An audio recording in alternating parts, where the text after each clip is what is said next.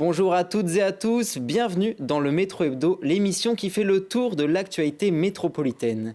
Le juge des référés du tribunal administratif de Grenoble ouvre la voie vers plus d'égalité dans les congés entre les femmes et les hommes. S'il a annulé la décision du conseil municipal de Grenoble et du conseil métropolitain sur les congés deuxième parent et IVG, le juge affirme que le chef de service, ici maire ou président d'intercommunalité, peut l'établir seul. Le recours avait été déposé par la préfète de l'Isère. Pour le congé menstruel, en revanche, ce sera moins simple.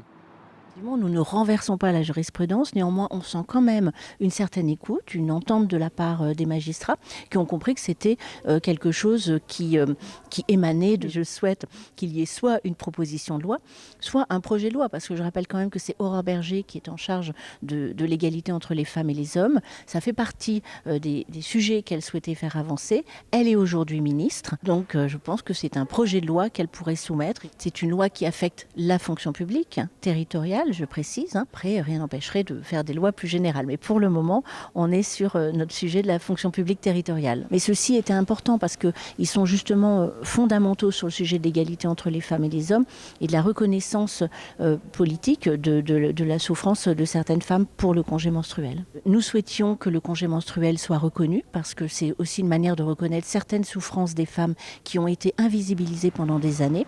Ce n'est pas le cas. Nous allons travailler, nous allons réfléchir à comment nous pourrons encore pousser sur ce congé menstruel.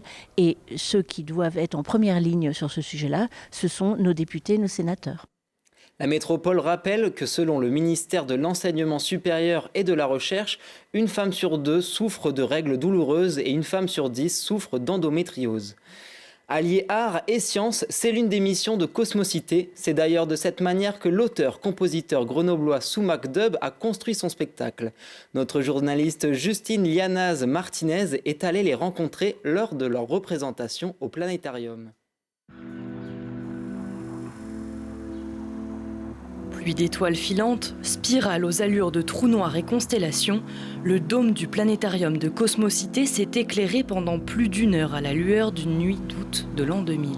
Pour son 4e album, Tom, alias Soumac Dub, a proposé une écoute immersive à son public.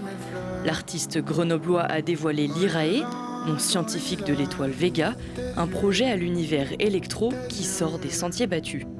Alors, là, cet album, je l'ai créé autour d'une conversation avec mon père que j'ai retrouvé sur une vieille VHS de famille pendant qu'on regardait les étoiles filantes. En fait, une discussion que j'ai eue avec lui pendant qu'on observait le ciel étoilé. Découvrir mon album sur lequel je bosse depuis 4 ans sous mes yeux, j'ai jamais vécu ça en fait. Et là, de partager ça avec les gens, c'est incroyable. C'est effrayant, mais c'est incroyable.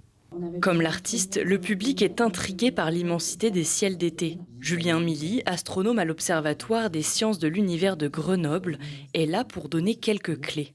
Alors Vega, c'est une étoile qui est super intéressante, elle est à 25 années-lumière. C'est-à-dire que quand on observe Vega en ce moment dans le ciel, la lumière qui nous parvient a en fait été émise il y a 25 ans. Donc en fait, au moment où il y a eu cette conversation entre Tom et son père, et Vega a émis des photons de lumière, des grains de lumière, et ces grains de lumière nous arrivent aujourd'hui sur Terre.